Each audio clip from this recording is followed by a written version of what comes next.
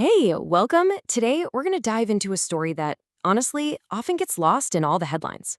We're looking past the usual narratives to find the real, human side of Afghanistan, a culture that's been built on centuries of tradition, warmth, and this incredible kindness. So, let's get into it. This one line right here, it nails it. This is what we're really digging into. It's not just about customs or artifacts, but the spirit behind them, right? A spirit of warmth, of kindness, and just resilience. This is the theme you're going to see woven through everything we talk about today. So, where does a story like this even begin? Well, it starts at the very foundation of the culture.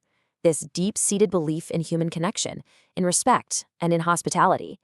And this isn't just some old tradition they dust off for special occasions. It's a genuine way of life. At the heart of this is communication. Now, while Dari and Pashto are the two big languages you'll hear, you could almost say the real language spoken is one of respect. A greeting is never just a quick hello. No way.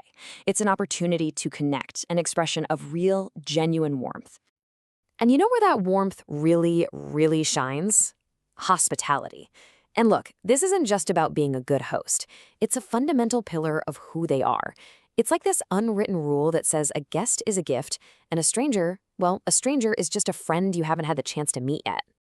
Okay, so we've got this idea of warmth and kindness, but how does that become something you can actually see or touch or even hear?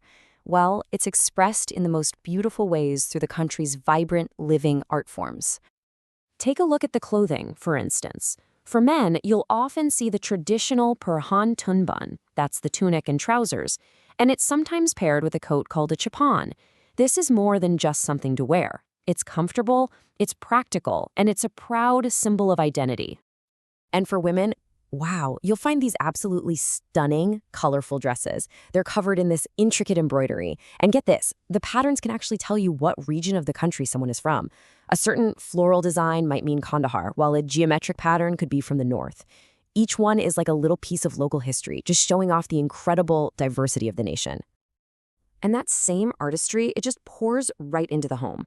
An Afghan carpet isn't just something for the floor. It's a story woven with threads of history, family, and tradition.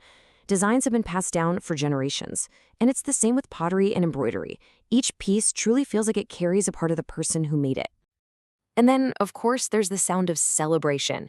You have the atan, the national dance. It's this powerful, joyful, and unifying experience. People gather, they spin in circles to this driving rhythm of drums.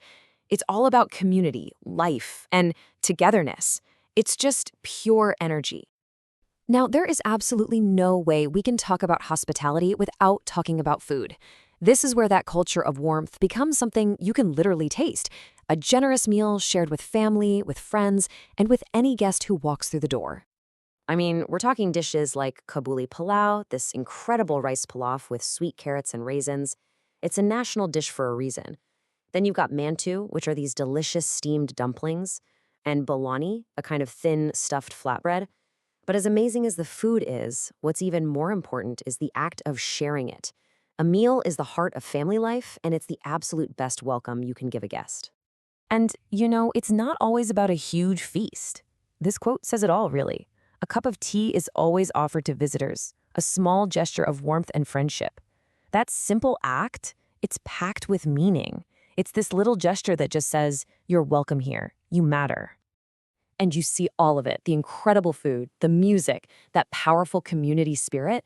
It all comes together during big festivals like Nowruz, which is the New Year, and Eid.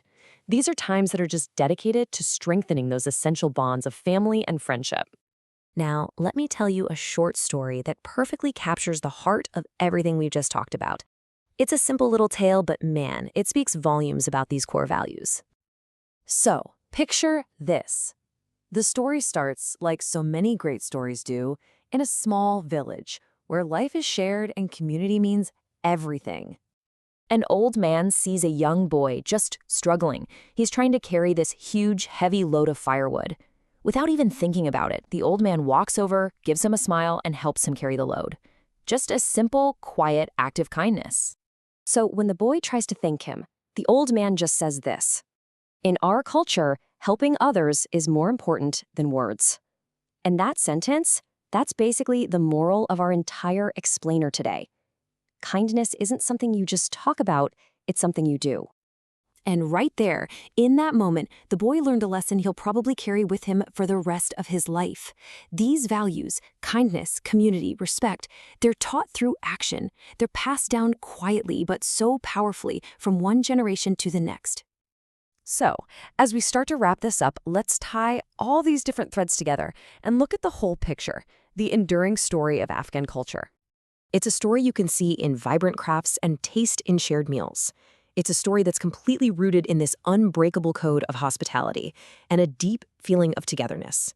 But at the end of the day, it's a story defined by these simple, powerful human values: kindness, respect, and community. And that's really the key takeaway, isn't it? Every single tradition, from weaving a carpet to sharing a simple cup of tea, carries a piece of this much bigger story.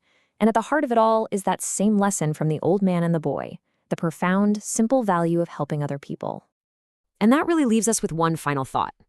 When you stop and look past the surface of your own life, at the little gestures, the foods, the traditions that shaped you, what's the essential story that your own culture tells about what it means to be human?